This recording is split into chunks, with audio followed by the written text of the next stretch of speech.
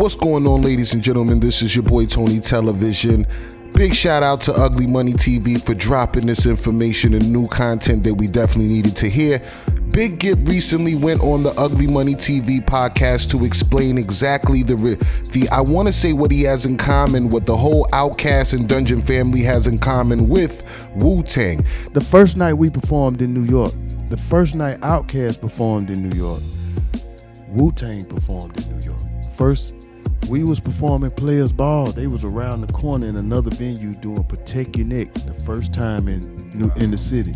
Now, it sounds a little unbelievable at first, but me being from New York State and upstate New York in particular, I understand exactly what he's saying. What he basically said was Wu Tang and Outkast performed the same night for the first time in New York City. We all felt very much on the same team that night because we understood that it was gonna be a little minute before the city understood who we were. And that was on both crews because they came off and they was kind of banned in New York. Flex them had the thing against Wu and RZA, so they was really blackballed in New York too. So that's why you got the antics you got out of Dirty before he left. Now, you may ask yourself, how is that even possible, being that Wu Tang is right there in New York City? Well, Wu Tang is actually from Staten Island, which is an island that's separate from New York City, but yet considered a part of New York City. Now, not the same, but I grew up upstate New York, which is not New York City, but it is the state of New York. So I understand you're not in Manhattan every day. You're not in Brooklyn every day. You're not in Queens every day. You're not in the Bronx every day.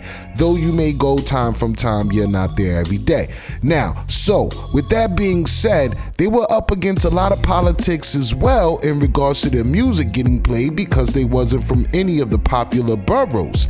And it was even said at one time that Wu Tang was actually banned from Hot 97 in New York City, which is the hottest radio station in New York City. And it's kind of unbelievable being that Wu Tang was one of the hottest hip-hop groups to ever come out of New York City. Nonetheless, thank you for the information. Thank you for the content. Ugly Money TV, Big Gipp, sharing the legendary story here. Something that the real hip-hop heads may had not knew, that Outkast and Wu Tang performed for the first time in New York City on the same night. Tony, make sure you subscribe, make sure you comment, make sure you like, whatever it is, feed the algorithm. We out.